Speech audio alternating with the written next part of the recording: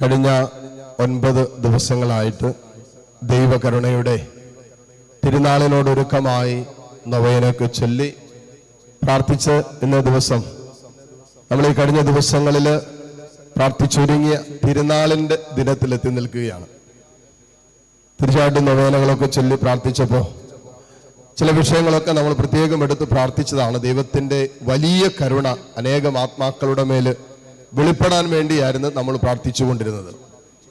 നമ്മുടെ മേലും ലോകം മുഴുവൻ്റെ മേലും കർത്താവിൻ്റെ കാരുണ്യം വെളിപ്പെടാൻ വേണ്ടിയാണ് പ്രാർത്ഥിച്ചുകൊണ്ടിരുന്നത്. മറ്റൊരു വാക്യം പറഞ്ഞാൽ, ഈശോ തൻ്റെ കാൽവരി യാഗത്തിലൂടെ പിതാവായ ദൈവം യേശു ക്രിസ്തുവിലൂടെ ലോകത്തിൻ്റെ മേൽ തൻ്റെ കാരുണ്യം വെളിപ്പെടുത്തി.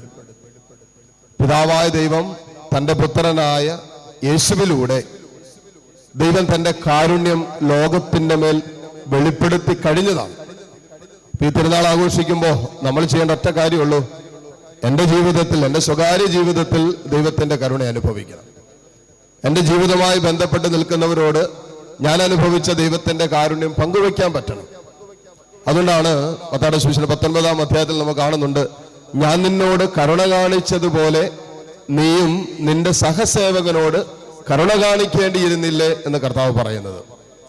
ഞാൻ നിന്നോട് കരുണ കാണിച്ചതുപോലെ നീയും നിന്റെ സഹസേവകനോട് കരുണ കാണിക്കേണ്ടിയിരുന്നില്ലേ. യഥാർത്ഥത്തിൽ നമ്മുടെ ജീവിതത്തിലേക്കൊക്കെ ഈ ദിവസക്കാലം ശരിക്കും പിന്നെ വ്യക്തിപരമായിട്ടും പേഴ്സണലായിട്ടൊക്കെ കർത്താവിൻ്റെ സന്നിധിയിൽ ഏതാനും നിമിഷം ഇരുന്ന് ധ്യാനിക്കേണ്ട വിഷയമാണ്. കാരണം നമ്മുടെ ജീവിതം തന്നെ ദൈവത്തിൻ്റെ വലിയ കരുണയാണ്. നമ്മൾ എന്തായിരിക്കുന്നുവോ അത് ദൈവത്തിൻ്റെ കരുണയാലാണ്. നമ്മുടെ യോഗ്യതകൾക്കപ്പുറം ദൈവം നമ്മെ സ്നേഹിച്ചതാണ് ദൈവത്തിൻ്റെ കരുണ. നമ്മുടെ ബലഹീനതകളിലും നമ്മുടെ പാപാവസ്ഥകളിലും നമ്മുടെ കുറവുകളിലും ദൈവം നമ്മെ സ്നേഹിച്ചതാണ് ദൈവത്തിൻ്റെ കരുണ എന്ന് പറയുന്നത്. അതായത് അർഹിക്കാത്തത് നൽകി ദൈവം നമ്മെ സ്നേഹിച്ചതാണ് ദൈവത്തിൻ്റെ കരുണ. റോമാക്കാർക്ക് എഴുതിയ ലേഖനം 5-ാം അധ്യായം 8-ാമത്തെ തിരുവചനത്തിൽ മനോഹരമായിട്ട് അത് രേഖപ്പെടുത്തിയിട്ടുണ്ട്. നാം പാപികളായിരിക്കെ, അങ്ങനെ പറയുന്നത്, ഞാനും നിങ്ങളും പാപികളായിരിക്കെ ക്രിസ്തു നമുക്ക് വേണ്ടി മരിച്ചു. അങ്ങനെ പിതാവായ ദൈവം തൻ്റെ സ്നേഹം യേശു ക്രിസ്തുവിലൂടെ വെളിപ്പെടുത്തി. അപ്പോൾ പിതാവായ ദൈവം തൻ്റെ പുത്രനിലൂടെ അയോഗ്യരായിരുന്ന നമ്മെ യോഗ്യരാക്കാൻ വേണ്ടി സ്വന്തം പുത്രനെ ഈ ഭൂമിയിലേക്ക് അയച്ചുകൊണ്ട് അവനെ കാൽവരിയുടെ നെറുകയിൽ അവസാനത്തുള്ള രക്തവും ചിന്താൻ അനുവദിച്ചുകൊണ്ട് വിട്ടുകൊടുത്തുകൊണ്ട് ലോകത്തിൻ്റെ മേൽ കടന്നു വരാനിരുന്ന പാപത്തിന്റെ ശിക്ഷ സ്വന്തം മകന്റെ മേൽ ഏൽപ്പിച്ചു കൊടുത്തുകൊണ്ട് എന്നെയും നിങ്ങളെയും പിതാവായ ദൈവം സ്വന്തമാക്കിയതാണ്, നേടിയെടുത്തതാണ് ദൈവത്തിന്റെ കരുണ എന്ന് പറയുന്നത്. അപ്പൊ കാരുണ്യമാണ് നമ്മൾ തീർച്ചയായിട്ടും ഈ ദിവസങ്ങളിലൊക്കെ ആഘോഷിച്ചുകൊണ്ടിരിക്കുന്നത്. എന്താന്ന് വെച്ചാൽ ദൈവത്തിന്റെ കരുണ തന്നെയാണ്. ദുഃഖവെളിയിൽ നമ്മൾ ആഘോഷിച്ചതന്നെ ദൈവത്തിന്റെ കരുണയാണ്. ഈസ്റ്റർ ദിനത്തിൽ നമ്മൾ ആഘോഷിക്കുന്നതിന് ദൈവത്തിന്റെ കരുണയാണ്. പെസഹ വ്യാഴം നമ്മൾ ആഘോഷിച്ച ദൈവത്തിന്റെ കരുണയാണ്. ഒരു ക്രിസ്ത്യാനി തന്റെ ജീവിതത്തിൽ നിരന്തരം ആഘോഷിക്കേണ്ടതും ദൈവത്തിന്റെ കരുണയാണ്. കാരണം നമ്മുടെയൊക്കെ ജീവിതം ദൈവത്തിന്റെ കരുണയാണ്. ആ കാരുണ്യം പിൻവലിക്കപ്പെട്ടാൽ പിന്നെ നമുക്ക് മുന്നോട്ട് പോകാൻ പറ്റില്ല. നമ്മൾ നമ്മുടെ പാപത്തിൽ തുടരേണ്ടി വരും. നമുക്ക് ദൈവിക സംരക്ഷണമില്ലാത്തൊരു ജീവിതത്തിന്റെ അനുഭവങ്ങളിലൂടെ കടന്നു പോകേണ്ടി വരും. നിരാശയിലും കുറ്റബോധത്തിലൊക്കെ നമ്മുടെ ആയുസ് മുഴുവനും തള്ളി നീക്കേണ്ടി വരും. അവിടെയാണ് ദൈവത്തിന്റെ കാരുണ്യം നമ്മളെ സ്വന്തമാക്കുമ്പോൾ ഏതു നിമിഷവും ഏത് ജീവിതത്തിന്റെ അനുഭവത്തിലും എൻ്റെ കർത്താവിലേക്ക് എനിക്ക് തിരിച്ചു വരാൻ സാധ്യമാണെന്നുള്ള ബോധ്യമാണ് ദൈവത്തിന്റെ കാരുണ്യം നമുക്ക് തരുന്നത്. അത് ഇങ്ങനെ വിരിച്ചു പിടിച്ച കരങ്ങളുമായി ഒരപ്പൻ നഷ്ടപ്പെട്ടു പോയ തൻ്റെ മകനെ കാത്തിരിക്കുന്നത് പോലെ പിതാവായ ദൈവം നമ്മളൊക്കെ എപ്പോഴൊക്കെ ദൈവസ്നേഹത്തിൽ നിന്നും അകന്നു പോകുന്നുവോ, നഷ്ടപ്പെട്ടു പോകുന്നുവോ, അപ്പോഴൊക്കെ വിരിച്ച കരങ്ങളുമായി ഒരപ്പൻ എന്നെയും നിങ്ങളെയും കാത്തിരിക്കുന്നുണ്ടെന്നുള്ള ബോധ്യമാണ് ദൈവത്തിന്റെ കാരുണ്യത്തെക്കുറിച്ച് നമുക്ക് തരുന്ന ഏറ്റവും മനോഹരമായ ചിത്രം എന്ന് പറയുന്നത്. അതുകൊണ്ട് കർത്താവിന്റെ കരുണ അനുഭവിച്ചവരാണ് നമ്മൾ. ഇന്നത്തെ വായനകളിലൂടെ എല്ലാം കടന്നു പോകുമ്പോൾ ഈ ദൈവത്തിന്റെ കാരുണ്യത്തിനും ഉദ്ധാനം ചെയ്ത ക്രിസ്തുവിന്റെ സ്നേഹത്തിനും സാക്ഷികളായി തീരുക എന്നുള്ള വിളിയാണ്. ആദ്യ വായന, പത്രോസ് കടന്നു പോകുന്ന വഴികളിൽ അപ്പസ്തോലന്മാർ ഉദ്ധിതനായ കർത്താവിന്റെ സ്നേഹം അനുഭവിച്ചു. ആത്മാവിന്റെ ശക്തമായ അനുഭവം അവർക്ക് കിട്ടി. അതേ തുടർന്ന് അവർ ദൈവരാജ്യ ശുശ്രൂഷകളിൽ വ്യാപരിക്കുക. ഉദ്ധിതനായ കർത്താവിനെ ജീവിതം കൊണ്ട് പ്രഘോഷിച്ചുകൊണ്ടിരിക്കുക. പ്രഘോഷണം കൊണ്ട് മാത്രമല്ല, ജീവിതം കൊണ്ടും അവരുടെ സാന്നിധ്യം കൊണ്ടൊക്കെ ഉദ്ധിതനായ കർത്താവിനെ പ്രഘോഷിച്ചുകൊണ്ടിരിക്കുക. അങ്ങനെയാണ് ആദ്യവായനങ്ങളിൽ എഴുതി വെച്ചിരിക്കുന്നത്. പത്രോസ്ലീഹ നടന്നു പോകുന്ന വഴികളിൽ വഴിയോരങ്ങളിൽ രോഗികളായിരുന്നവര്, പിശാചിത് ബാധിതര്, മറ്റു പല രോഗങ്ങളാൽ അലട്ടപ്പെട്ടവരെല്ലാവരും കൊണ്ടുവന്ന് വഴിയോരങ്ങളിൽ കടത്തി. എന്തിനാണെന്നറിയാമോ? വചനം പറയുന്നു, പത്രോസ് കടന്നു പോകുമ്പോൾ അവന്റെ നിഴലെങ്കിലും ഏതാനും പേരുടെ മേൽ പതിക്കുന്നതിനു വേണ്ടി. എന്നിട്ട് കൂട്ടിച്ചേർക്കുന്നു, അവന്റെ നിഴൽ പതിച്ച സകലരും സൗഖ്യം പ്രാപിച്ചു. അവന്റെ നിഴൽ പതിച്ച സകലരും സൗഖ്യം പ്രാപിച്ചു. കർത്താവിന്റെ കാൽവരി കുരിശിൽ പിതാവായ ദൈവം പുത്രനിലൂടെ വെളിപ്പെടുത്തിയ കാരുണ്യത്തിന്റെ കുരിശിന്റെ നിഴലിലായിരിക്കുന്ന ഞാനും നിങ്ങളും എല്ലാ നിമിഷവും എല്ലാ നേരവും ആ സൗഖ്യം സ്വീകരിക്കുന്നത് പോലെ ആ കാരുണ്യം അനുഭവിച്ച, ഔദ്ധിതനായ ക്രിസ്താവിന്റെ സ്നേഹം അനുഭവിച്ച, ആത്മാവിന്റെ നിറവുള്ള പത്രോസിന്റെ നിഴലിൽ പോലും സമാനമായ സൗഖ്യങ്ങളും അത്ഭുതങ്ങളും അടയാളങ്ങളും സംഭവിക്കുക എന്ന് പറഞ്ഞാൽ, ഒരു കരുണ അനുഭവിച്ച ജീവിതത്തിന് അനേകരുടെ ജീവിതത്തിലേക്ക് സൗഖ്യം നൽകാൻ പറ്റുമെന്നാണ് അതിനർത്ഥം. ഉദ്ധിതനായ കർത്താവിന്റെ സ്നേഹവും പരിശുദ്ധാത്മാവിന്റെ സാന്നിധ്യവും ദൈവത്തിന്റെ കരുണയും ആവോളം അനുഭവിച്ച ഒരു ജീവിതത്തിന് അവരുടെ സാന്നിധ്യം, അവരുടെ നിഴല് പോലും അനേകർക്ക് സൗഖ്യമായിട്ട് മാറും.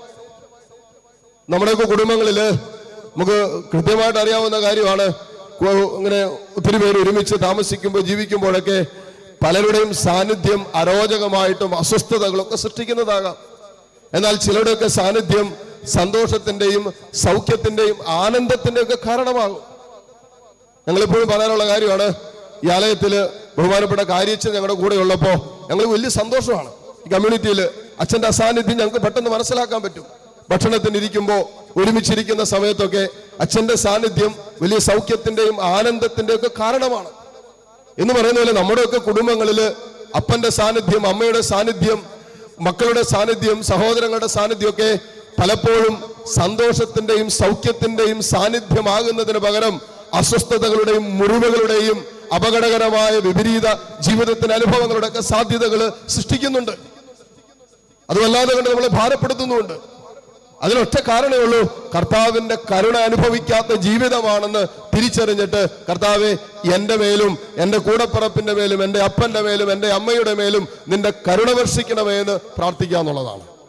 കാരണം കരുണ അനുഭവിച്ച ജീവിതം അനേകർക്ക് സൗഖ്യമായിട്ട് മാറും. കാരണം പിതാവായ ദൈവം പുത്രനിലൂടെ വെളിപ്പെടുത്തിയ കാരുണ്യം സൗഖ്യവും വിടുതലും വിശുദ്ധീകരണവും ആത്മരക്ഷയുമായിട്ട് ഞാനും നിങ്ങളും ഇന്ന് അനുഭവിക്കുന്നുണ്ടെങ്കിൽ, അതേ കരുണ അനുഭവിച്ച ജീവിതങ്ങൾ അതിന്റെ പൂർണ്ണതയിൽ ഒരാത്മാവ് സ്വന്തം ജീവിതത്തിൽ ദൈവം എന്നോട് കാണിച്ച കരുണ എന്തെന്ന് അനുഭവിച്ചു കഴിയുമ്പോൾ അവളുടെ സാന്നിധ്യമുണ്ടല്ലോ, സൗഖ്യത്തിന്റെയും വിടുതലിന്റെയും വിശുദ്ധീകരണത്തിന്റെയും ആത്മരക്ഷയുടെയും സാന്നിധ്യമായി ഒരു കുടുംബത്തിൽ മാറും എന്നുള്ളതാണ്. അങ്ങനെ മാറുന്നില്ലേ? അങ്ങനെ എനിക്ക് നിങ്ങൾക്ക് മാറാൻ പറ്റിയിട്ടില്ലേ? നമ്മൾ കർത്താവിന്റെ കരുണ അനുഭവിച്ചിട്ടില്ല. തിരുനാളൊക്കെ നമ്മൾ ആഘോഷിക്കുന്നുണ്ട്, പക്ഷേ ദൈവത്തിന്റെ കരുണ അനുഭവിച്ചിട്ടില്ല. ദൈവത്തിന്റെ കരുണ നമ്മൾ അനുഭവിച്ചിട്ടില്ല എന്നുള്ളതാണ് അതിന്റെ തെളിവ്. കരുണ അനുഭവിച്ചെങ്കിൽ എൻ്റെ പടിവാതിക്കൽ കിടക്കുന്ന ലാസറിന് എനിക്ക് കാണാൻ പറ്റും, കരുണ കാണിക്കാൻ പറ്റും. എൻ്റെ കൂടെയുള്ളവരോട് എനിക്ക് കരുണ കാണിക്കാൻ പറ്റും. വിശുദ്ധ ഫൗസ്റ്റീനോട് കർത്താവ് വെളിപ്പെടുത്തിയത് ഇങ്ങനെയാണ്: കാരുണ്യത്തിന്റെ 3 വഴികളുണ്ട്. 1, പ്രവൃത്തികളിലൂടെ കരുണ കാണിക്കുക. 2, വാക്കുകളിലൂടെ കരുണ കാണിക്കുക. 3, പ്രാർത്ഥനയിലൂടെ കരുണയുള്ളവരായി തീരുക. പ്രവൃത്തികളിലൂടെ കരുണ കാണിക്കാൻ ആവോളം ചാൻസ് കിട്ടുന്നുണ്ട്. എനിക്ക് തോന്നുന്നു അതിനേക്കാളൊക്കെ കൂടുതൽ സാധ്യതകൾ നമുക്ക് കിട്ടുന്നത് വാക്കുകളിലൂടെ കരുണ കാണിക്കാനായിരിക്കും. സംസാരത്തിലൂടെ നമ്മുടെ വരുന്ന അധരങ്ങളിൽ നിന്ന് വരുന്ന ഓരോ വാക്കുകളിലൂടെയും നമുക്ക് കരുണ കാണിക്കാൻ പറ്റണം.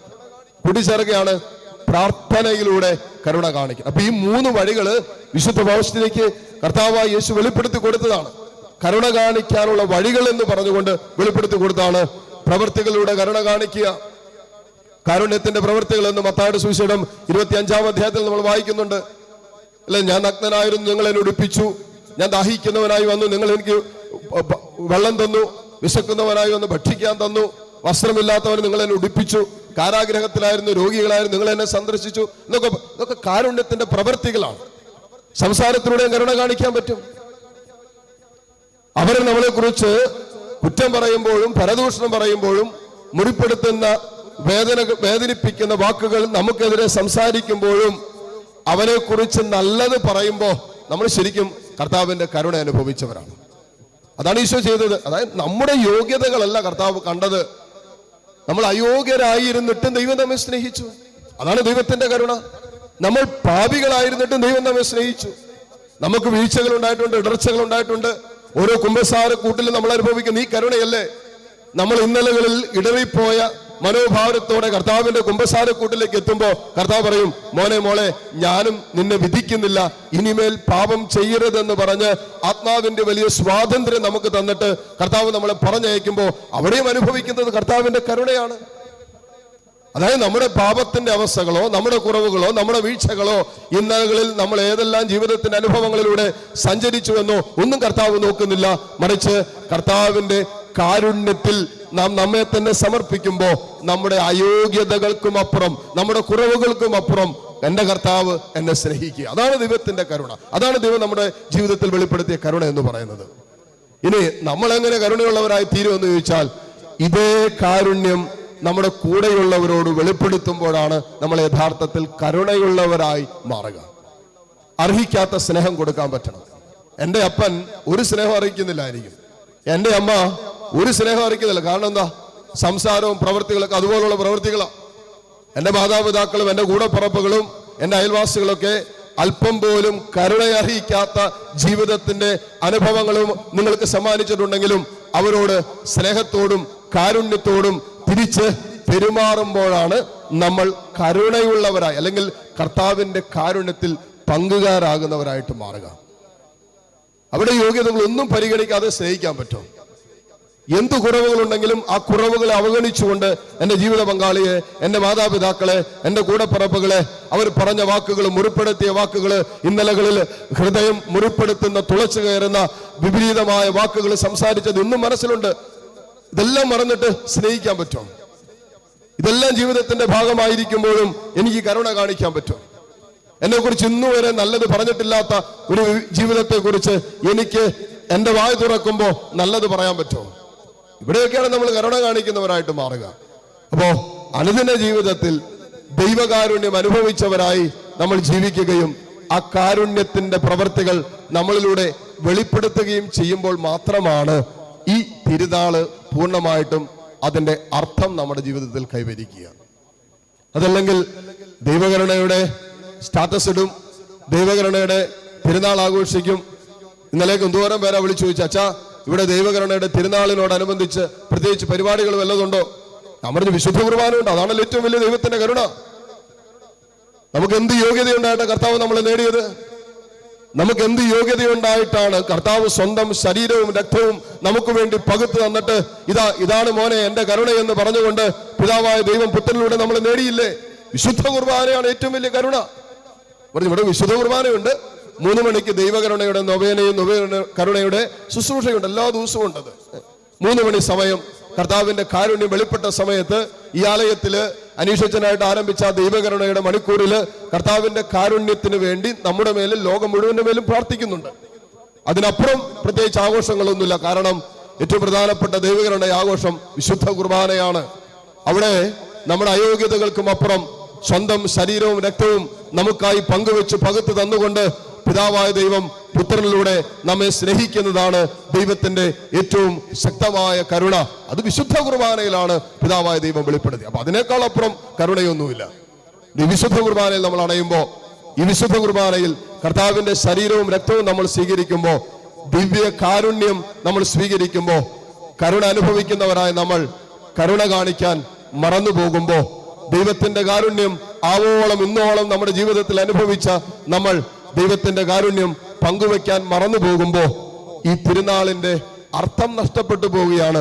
അർത്ഥശൂന്യമായ തിരുനാൾ ആഘോഷത്തിലാണ് നമ്മൾ പങ്കുചേരുന്നതെന്ന് തിരിച്ചറിയണം. കൊണ്ട് പ്രാർത്ഥിക്കാം, കർത്താവേ, നീ എന്നോട്, എൻ്റെ ജീവിതത്തോട്, എൻ്റെ കുടുംബത്തോടൊക്കെ കാണിച്ച കാരുണ്യത്തിന് ഏറ്റവും പ്രധാനപ്പെട്ടതായി നമ്മുടെ ആത്മരക്ഷ ഉറപ്പിക്കാൻ വേണ്ടി പിതാവായ ദൈവം പുത്രനിലൂടെ വെളിപ്പെടുത്തിയ ആ കാരുണ്യത്തെ ഓർത്ത് നന്ദി പറയുമ്പോൾ, എൻ്റെ കർത്താവേ, എൻ്റെ ജീവിതത്തിലും ഈ കാരുണ്യം വെളിപ്പെടുത്താൻ പരാജയപ്പെട്ടിട്ടുണ്ട്. ഈ കാരുണ്യത്തിന്റെ വക്താക്കളാകാൻ പറ്റാതെ പോയ നിമിഷങ്ങളുണ്ട്. ക്ഷമിക്കാതിരിക്കുമ്പോൾ, സ്നേഹിക്കാതിരിക്കുമ്പോൾ, വിട്ടുകൊടുക്കാതിരിക്കുമ്പോൾ, എളിമപ്പെടാതിരിക്കുമ്പോഴൊക്കെ നമ്മൾ ദൈവകാരുണ്യത്തിന്റെ മുമ്പിൽ മുഖം തിരിച്ചു നിൽക്കുന്നവരാണ്. അങ്ങനെയുള്ള അനുഭവങ്ങൾ നമ്മുടെയൊക്കെ ജീവിതത്തിൽ ഉണ്ടായിട്ടുണ്ടാകാം. മാപ്പ് ചോദിക്കുന്നതോടൊപ്പം കർത്താവിന്റെ ഈ കരുണയുടെ തിരുനാളിൽ പങ്കുചേരുമ്പോൾ, കർത്താവെ, നിന്റെ കാരുണ്യത്തിന്റെ വക്താക്കളായി, നിന്റെ കാരുണ്യത്തിന്റെ സാക്ഷികളായി തീരാൻ എന്നെയും അനുവദിക്കണമേ എന്ന് പ്രാർത്ഥിക്കാം. സർവശക്തനായ ദൈവം നമ്മെ സമൃദ്ധമായി അനുഗ്രഹിക്കട്ടെ. ആമേൻ.